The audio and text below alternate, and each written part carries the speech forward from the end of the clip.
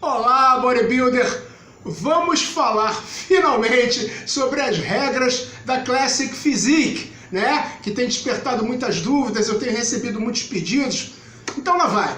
A mais nova aposta da IFBB Professional League é a categoria Classic Physique, que segundo o próprio Jim Manion, em entrevista ao Frank Sepp para a NPC News Online, disse que surgiu pelo fato de que muitos bodybuilders não estão mais dispostos a se tornarem os monstros, os freaks que têm se apresentado no line-up do Olympia.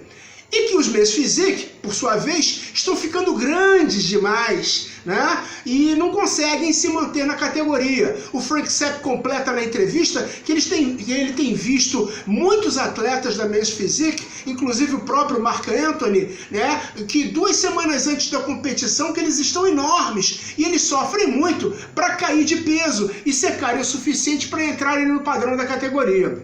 Dessa forma, com a criação de uma categoria que preenche essa lacuna entre a Men's Physique e a Men's Bodybuilding, né, o Manion revela que o padrão da Men's Physique volta, né, tá voltando aos pouquinhos ao que era antes, com menos músculos, menos definição e menos separação. Então, vamos lá.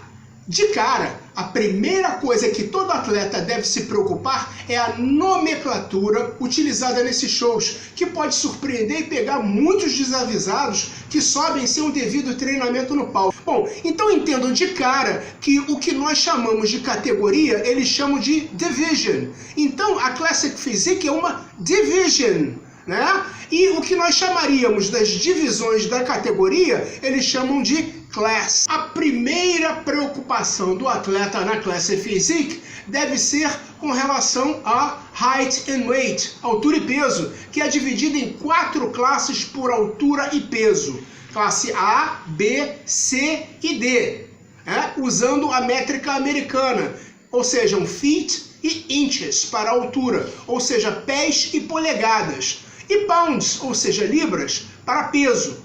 Na internet é fácil você pegar uma tabela de conversão dessas medidas de centímetros, de quilogramas, etc e tal. É moleza. Mas eu vou mostrar aqui, para facilitar a leitura, né, a leitura da altura, não se fala, por exemplo, 5 pés e 4 polegadas. Eles mesmos falam 5'4", tá? Então, basicamente, você vai decorar a sua altura, né? Porque isso aí não vai mexer muito, né?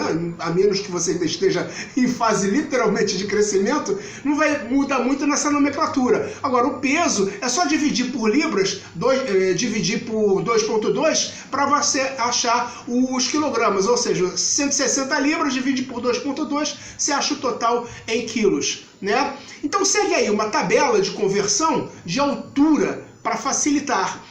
É só pausar o vídeo aí, né? Se não der tempo para você ler, você pausa o vídeo para achar a sua altura. A NPC, por causa do grande número de competidores, resolveu que nessa divisão as classes aumentam de 5 em 5 libras. Bom, então fica assim. Vocês entrem no site da musclecontestinternational.com, cliquem em shows, é uma barrinha que tem lá do lado esquerdo, no topo, né? E depois em Enter Shows. Depois clique em cima da arte do Muscle Contest Nacional ou do Muscle Contest Brasil, que são os shows que vão ter aqui no Brasil, né? Onde diz Event Details. Aí você rola o scroll, né, até Classes e desce até o Classic Physique. Está escrito entre parênteses New for 2017, que é 2017, já rolou, então é válido para esse ano que vem também.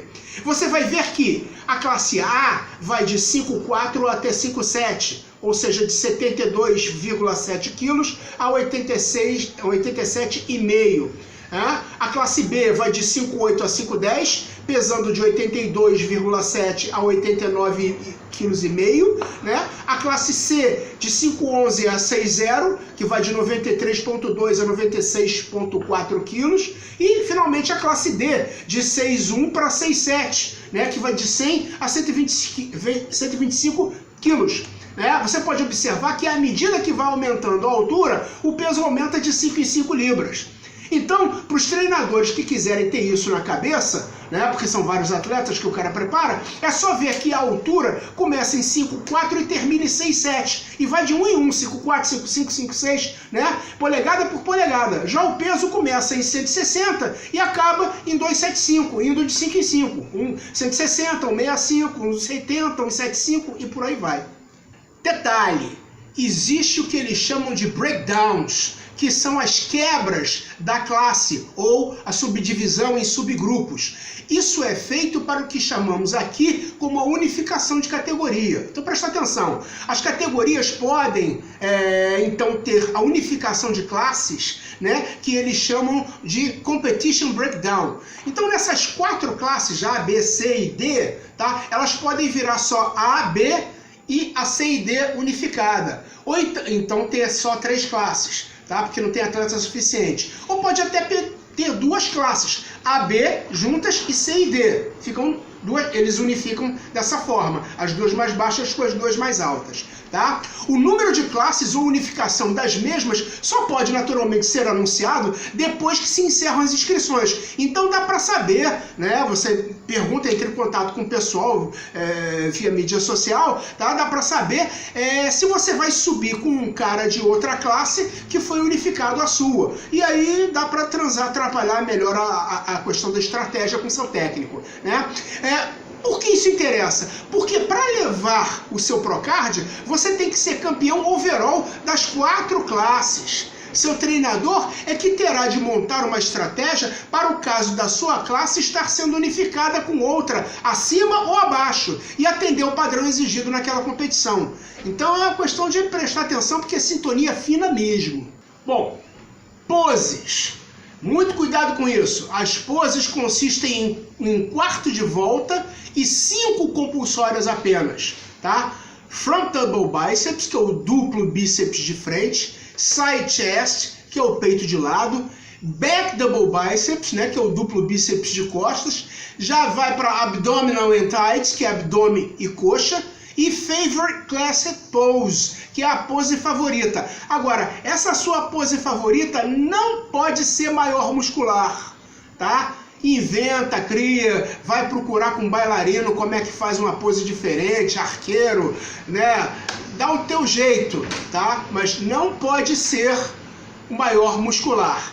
As finais. Bom, nas finais você tem a pose routine de no máximo 60 segundos, ou seja, uma coreografia, tá? De no máximo 60 segundos. Mas, preste atenção, não pode ter acrobacia, cambalhota, estrela, rabo de arraia, plantar bananeira, não pode ter isso, senão é cortado.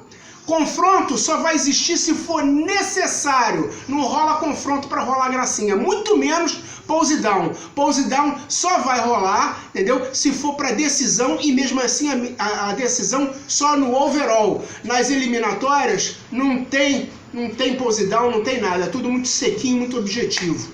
Outro detalhe que tem sido muito polêmico, muito discutido: short de competição. Veja bem, não estou falando em sunga, não estou falando em bermuda, é short. Short de competição. Não pode ser bermuda, tá? Do mês Physique, não pode ser a sunga da Senior, da mês Bodybuilding. Manja aquela cueca box da Zorba? É aquilo mesmo. Short do tipo box, que é lá para eles é spandex, aqui é elastano, é uma lycra mais resistente, tá? O short box é de um corte completamente quadrado e na cor preta, conforme vocês estão vendo aí na imagem. Essa imagem aí eu tirei, tá, do próprio site da NPC, então não tem erro. Agora, essa é a imagem que está no site, essa outra aí é a imagem que está no site da NPC, mas eu já vi em competições, inclusive aqui nesse Generation Iron 2, tá? O pessoal da Classic Physique competindo com umas tarjas, tá, em cima, né? Como está na foto aí, né? Então eu já vi nessas competições NPC que pode ser esse outro tipo, com a faixa, mas não pode ter propaganda de nenhum tipo, só pode ter escrito ou NPC, que no caso é o atleta amador que está tentando o Procard, ou então está escrito IFBB Pro, obviamente que é para o atleta que já é Pro. É permitido o que eles chamam de crossovers. Né? Por enquanto, os crossovers são permitidos. Isto é, o atleta pode se inscrever em outra divisão, categoria, né? Para que ele possa se ajustar. Às vezes o cara é Men's Physique e acha que dá para arriscar na Classic. Ou ao contrário, é bodybuilder, né? E também acha que tem condição de ir lá e descer um pouquinho, né? Também existem muitos da Men's Bodybuilding que jogam nas duas posições, tá? Então você pode tentar Men's Physique ou Classic, ou Men's Bodybuilding e Classic. Isso é muito interessante pelo seguinte, o que dá para perceber. Muitos atletas, ao longo desses anos todos que eu tenho acompanhado o bodybuilding aqui no Brasil, muitos atletas que competiam na Sênior, tá, são excelentes Classic Physique hoje, porque eles não chegaram a ter esse corpo de ogro que a gente vê no Olympia Pro. Tá? Então eu acho que essa categoria vai chover atleta aqui no Brasil e na América do Sul. Vai ser um sucesso absoluto. Pode ter certeza que a competição vai ser acirrada, porque todo mundo que era bodybuilder fera, entendeu? Vai estar descendo para competir com você que está entrando. Presta atenção. Na NPC, o atleta não está preso ao seu CEP de residência. Ele pode migrar de um estado para o outro para competir, porque ele não pertence, ele não está amarrado a uma federação local. Todas as competições são abertas. Então, se ele ficar entre os 2 melhores de uma competição aberta, que aqui no caso aqui no Brasil seriam os estaduais, ele é qualificado para disputar os nacionais, que não são somente um por ano, tá? Ou seja, o atleta, se ele não se classificar no estado dele, ele pode ir para outro estado, para outra cidade, para tentar lá, né? Além disso, os atletas que se classificam nos abertos, os que ficaram entre 3º, 4º e 5º nos nacionais de um ano, estão diretamente classificados para o ano seguinte. Os 2 primeiros de cada categoria por altura num campeonato nacional levam o Procard.